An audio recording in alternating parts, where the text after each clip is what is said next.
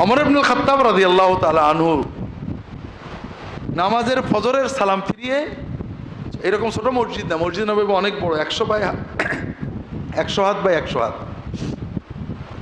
দেখছেন, এটা সাহাবীদের নিয়ম ছিল। ফজরের জামাতে কেউ না থাকলে তারা বলতেন হয় অসুস্থ নইলে মুনাফিক। খোঁজ নিতেন কেন আসেনি, অসুস্থ। তো ওই রকম মিসওয়ার ইবনে মাখরামা তরুণ সাহাবী, খুবই অল্প বয়সের, মসজিদে নেই, উঠে বাসায় চলে গেছে।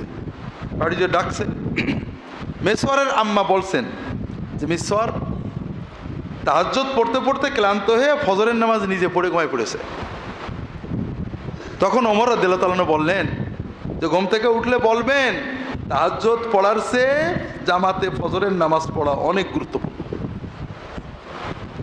এই জন্য আমরা অনেক বিষয়ের গুরুত্ব দিই, অনেক বিষয়ের দিই না। তার একটা হলো জামাত, আর এটা থেকে আমরা শুরু করব। সালাতের 5 ওয়াক্ত সালাতের টুপি সুন্নত, জামা সুন্নত, তাকবীরের বিভিন্ন সুন্নত আছে, আগে পরে সুন্নত নামাজ আছে। সব সুন্নতের বড় সুন্নত, ওয়াজিব সুন্নত হলো জামাতে নামাজ আদায় করা। কিন্তু আমরা কিন্তু চেতনায় এটা প্রতিষ্ঠা করতে পারিনি।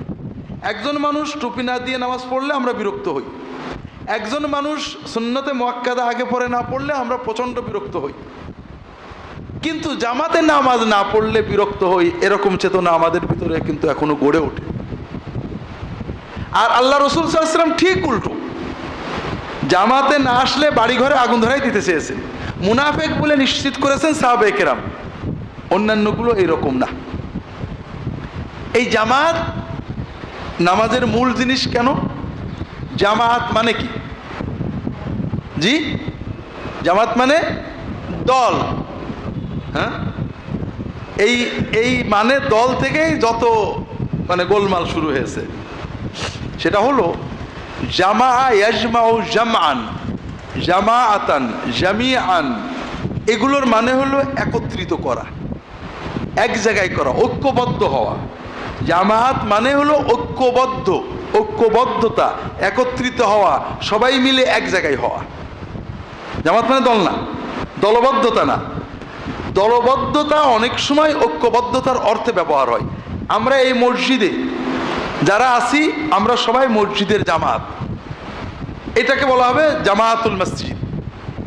এই মহল্লার যত মানুষ আছে বলা হয় জামাআতুল হাই, মহল্লার সবাই মিলে ঐক্যবদ্ধ রূপ। দল মানে অনেক মানুষ হতে পারে।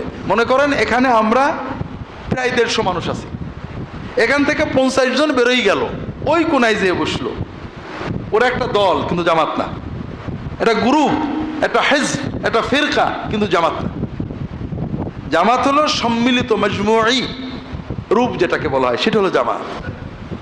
তো মুসলিম সমাজের জন্য, মুসলমানদের জন্য একটা ফরজ ইবাদত হলো জামাত। আর এই জামাতের সর্বনিম্ন ছোট রূপ হলো নামাজের জামাত। তাহলে নামাজ হলো ঐক্যের মূল। একটা মহল্লার সকল মানুষ সেই মহল্লার মসজিদে একত্রিত হবে, তাদের ঐক্যের প্রকাশ হবে জামাত দিয়ে, জামাতে নামাজ আদায়। কিন্তু বর্তমানে নামাজ হয়ে গেছে অনৈক্যের মূল। কথা কি বুঝতে পেরেছেন? দলাদলি, মারামারি মুসলমানদের এখন মোটামুটি বর্তমানে এই যুগে সবচেয়ে বেশি কি নিয়ে? নামাজ। আমাদের মৌলানা মুশাহিদ, আল্লাহ তাকে ভালো করেন, দেখে বলছে বিভিন্ন কথার ভিতরে যে স্যার, আমাদের দেশে বলে বেড়াই গাছ খাওয়া। মানুষ জমিতে বেড়া দেয় কি জন্য? যেন ছাগলে গাছ না খায়, ঠিক না? এখন বেড়া যদি নিজেই গাছ খাইতে শুরু করে তাহলে কি অবস্থা হবে? এই গাছটার বাঁচানো যাবে না। আল্লাহ সালাতকে দিছিলেন মুসলমানদের ঐক্যের প্রথম ভিত্তি হিসেবে। হানাফি, শাফেঈ, মালিকি, হাম্বলি, অমক তমক, দাড়ি রাখা, দাড়ি বাঁধা, যত মানুষ আছে সবার জন্য একটা জায়গা, এক জায়গায় হবে। বিড়ি খেয়েছে, গন্ধ বেরোছে, বিড়ি খায়নি, ভালো, লম্বা, কালো, ধলা, সব মানুষ এখানে এক জায়গায় হবে এবং সমান, কারোর কোনো পার্থক্য নেই। সবচেয়ে বড় লোক, গ্রামের সবচেয়ে বড় লোকের পাশে সবচেয়ে গরিব মানুষ দাঁড়াবে, বাধা দেওয়া যাবে? যাবে না। বের করে দেওয়া যাবে? যাবে না। সবচেয়ে ফর্সা সুন্দর শক্তিশালী মানুষের পরে সবচেয়ে নাক কাটা কান কাটা লোক দাঁড়াবে, বাধা দেওয়া যাবে, বের করে দেওয়া যাবে। ইমাম হবে কে? এদের ভিতরে যে যোগ্য, সে কালো না ধলা এটা বিচার করা যাবে না। তাহলে মসজিদের সালাত হলো মুসলমানদের জামাতের ঐক্যবদ্ধতার মূল ভিত্তি।